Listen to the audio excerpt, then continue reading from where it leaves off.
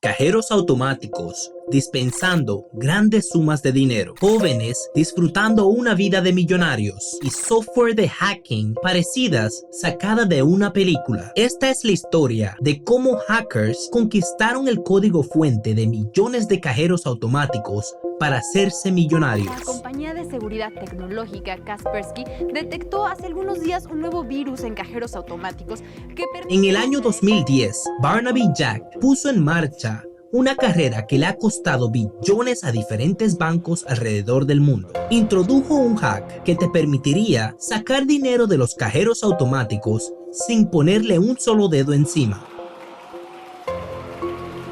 Esto no tan solo alertó a los expertos en seguridad, sino que desencadenó una serie de sucesos que cambiarían el modus operandi de los hackers y que podría haber sido la razón de la muerte de Jack en el 2013.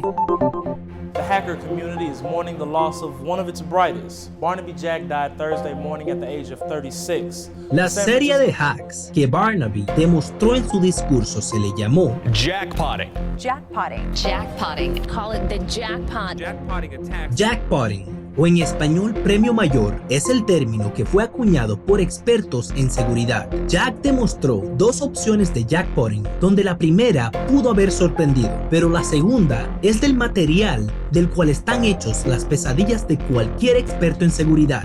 La primera opción consiste en conectarse físicamente al cajero mediante un celular, tablet o una mini computadora y activar un malware diseñado para que el cajero empiece a escupir billetes. Este hack es extremadamente sencillo. Déjame explicarte cómo funciona. Un cajero automático está compuesto por dos partes. La parte inferior, la cual contiene el depósito de dinero, y la parte superior, que contiene los elementos interactivos y la computadora. Si logras hackear la computadora, puedes asegurar control total sobre el cajero. Para un criminal, acceder a esta computadora no representa un impedimento, ya que estas tienen poca seguridad y solo basta un poco de fuerza bruta o conexiones en el mercado negro para comprar una llave maestra. How they do it, they use a key that can be easily bought on eBay and then open up the ATM facade. That's when they unplug a red Ethernet cable. Si logran tener acceso al puerto USB, ya todo es pan comido. Solo queda conectar el dispositivo y pueden comenzar a retirar dinero. Esto llamó bastante la atención, pero la segunda opción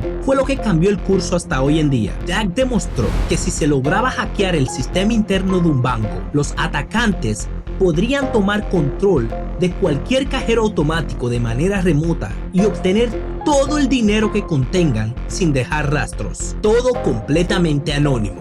On the stage, and the other one I essentially did the same thing, but I did it without even touching the ATM. Okay, now Barnaby, this is not a trick, right? This is not an Para que tengas una mejor idea, el robo de dinero a cajeros automáticos no es una práctica nueva. Desde antes, ya los vándalos tenían puestos sus ojos sobre estos objetos y habrían intentado desde bombardear a literalmente extraer estos a fuerza bruta. Pero esta nueva información activó la creatividad de los hackers. Y si te preguntas si esto vale la pena, la respuesta es sí. Un cajero automático puede contener entre $5,000 a $200,000.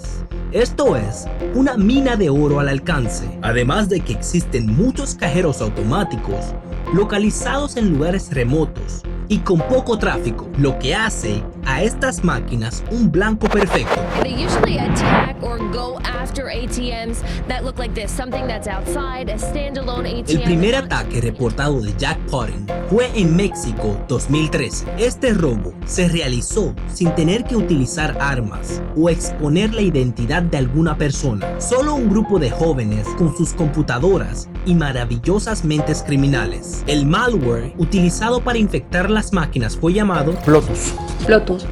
Este fue identificado como uno de los malwares para cajeros automáticos más avanzados de los últimos años. Esta noticia se esparció rápidamente y en menos de 12 meses los bancos alrededor del mundo reportaron unas pérdidas de más de $2 billones.